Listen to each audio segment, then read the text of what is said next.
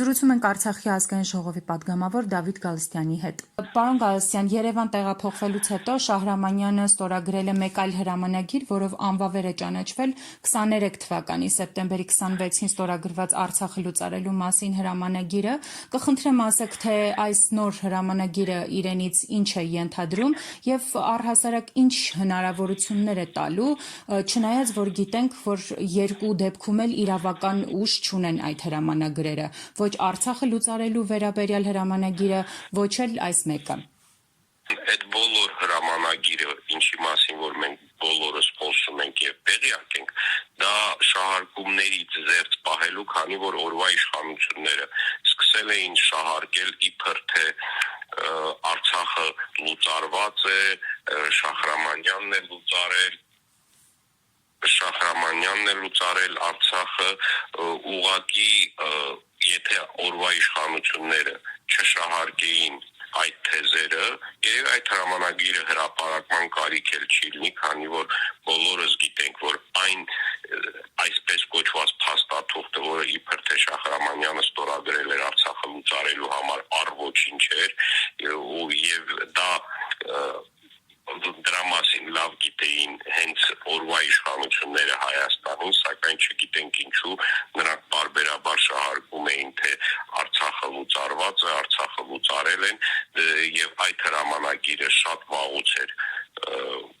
ստորագրված, տեսակ որ 23 թվականի հոկտեմբերից է այդ հրամանագիրը, որ ոչինչ է, այսպես ասած, ուղղակի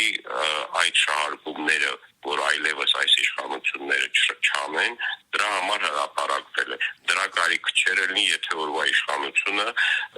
չգնար թուրք-ադրբեջանական արտադրանքների հետևից եւ չթմկահարեր, թե իբր Արցախը լուծարված է։ Պարոն Գալստյան,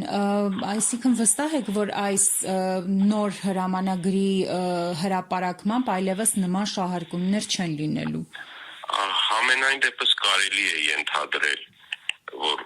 հաշվի առնելով օրվա իշխանության ձեռագիրը չենք կարող ասել դա այդպես է թե չէ, բայց դա կարող է ինչ որտեղ զսպողական հանդիսանալ եւ շահարկումներից զերծ պահել։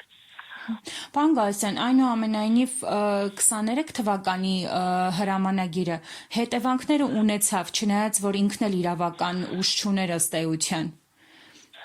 Հիմա ինչ կարող ենք ենթադրել, միայն շահարկումներից խուսափելու համար է այս հրամանագիրը, թե այնուամենայնիվ որևէ բան մեզ կարող է տալ։ Երբևիցե ոչ մի պատմության մեջ չի եղել նման դեպք, որ ասենք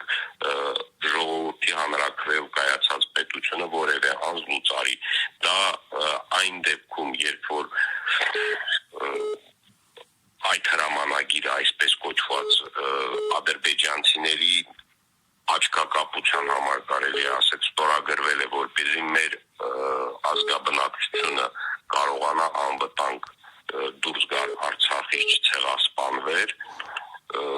դա հենց դրա համար էր ստորագրվել եւ տեսանք, որ նույն ձևով այն լուծարվեց, ինչպես հին հրամանագիրը